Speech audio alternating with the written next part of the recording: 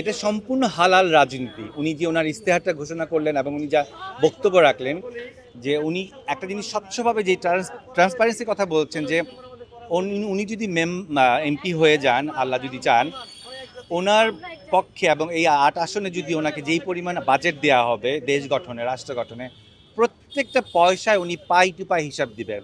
তো এই ধরনের কথা আমরা বিগত কখনোই এই ৫৪ বছরে কোনো রাজনৈতিক নেতা কোনো জায়গায় আমরা শুনেছি, অনেক বড় বড় কথা শুনেছি। আমি বলবো এটা হচ্ছে হালালের রাজনীতি। আপনি যখন স্বচ্ছ থাকবেন আপনার জনগণের কাছে, আপনার স্রষ্টার কাছে, আপনার নফসের কাছে, তখন আমি মনে করি এই ধরনের রাজনৈতিক নেতাদেরকে কেউ রুখে দাঁড়াতে পারবে না। এবং বাংলাদেশে যে অপসংস্কৃতির চর্চা হচ্ছিল এত বিগত বছরে, সে সব কিছুর অবসান ঘটবে। এবং আমি সর্বোপরি এটাই চাই, ওনার সুস্থ কামনা চাই, দেশের প্রতি ওনার যেই ডেডিকেশন, ধর্মের প্রতি, সুচিন্তার প্রতি, এটা আসলে মানে এই জাতীয় নির্বাচনে উনি এই ৮ আসনে নির্বাচন হয়ে আমরা আসলে সেই একটা ফলপ্রসূ জিনিস দেখতে পাবো ইনশাআল্লাহ।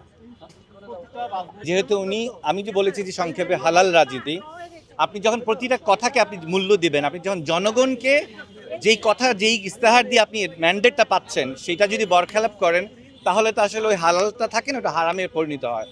এবং আপনি যেই জিনিস কমিটমেন্ট করে এসছেন সেটা যদি দেখেন, এই পর্যন্ত উনি এই যে আজকে ১ বছর রাজপথে, ১ বছরের বেশি, ওনার প্রতিটা জিনিস আজ পর্যন্ত উনি একমাত্র জুলাই যোদ্ধা, আমি ওনাকে এইভাবে বলবো, উনি একমাত্র জুলাই যোদ্ধা যে কখনো কোনো কিছুতে কম্প্রোমাইজ করেনি।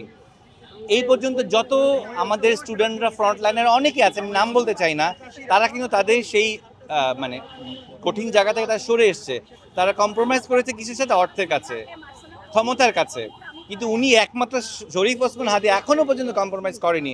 এবং উনি বারবার একই কথা বলছে যে প্রতিটা পয়সার আমি হিসাব দিব। এবং উনি এটা বলেছে যে এই শাহবাগে উনি এমন একটা ডিজিটাল প্ল্যাটফর্ম করবে, কত টাকা বাজেট দেওয়া হচ্ছে, কত টাকা কোন খাতে খরচ করা হয়েছে, সব কিছু উনি পুঙ্খানুপুঙ্খরূপে জবাবদিহিতা করবে। তো এটা তো বোঝাই যাচ্ছে উনি আসলে কোন ধরনের একজন মানুষ, কোন ধরনের একজন রাজনৈতিক সচেতন মানুষ। তো আমি বিশ্বাস করি, আমি ১০০%-এর বেশি বিশ্বাস করি, এবং বিশ্বাসে মিলায় বস্তু তর্কে বহুদূর।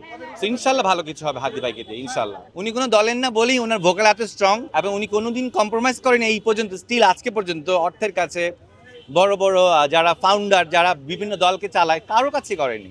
এনসিপির মতো দল করেছে না, এনসিপির মতো দল কিন্তু করেছে কম্প্রোমাইজ, বসুন্ধরা গ্রুপের কাছ থেকে বিশাল ফান্ডিং নিয়েছে। সো আমরা এইসব বিতর্কে না যাই, গেলে চলে আসে কথা প্রসঙ্গে, আর আপনারাও আমাদেরকে খোঁচাতে থাকেন, সো এগুলো আসলে ভাইরাল হয়ে যায়।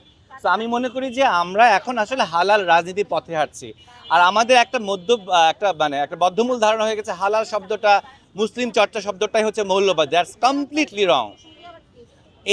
এই কনসেপ্ট থেকে বের হতে হবে। যারা হালাল রাজনীতির কথা বলছে, যেমন ওসমান হাদি ভাই, তারা কিন্তু এটা বলছে না যে আমরা অন্য ধর্মের বিরুদ্ধে আছি। নো, সংবিধান অনুযায়ী এই রাষ্ট্রে যতগুলো ধর্ম আছে প্রত্যেকে নিয়েই আমরা আমাদের হালাল রাজনীতি করব। কিন্তু আমরা আমাদের চেতনাকে যাতে বিক্রি না করি, পররাষ্ট্রনীতি যাতে আমরা ঠিক রাখি, সব কিছু যাতে আমাদের ওভাবেই চলে, সেই হালাল রাজনীতিটাই চর্চা করছে শরীফ ওসমান হাদি ভাই।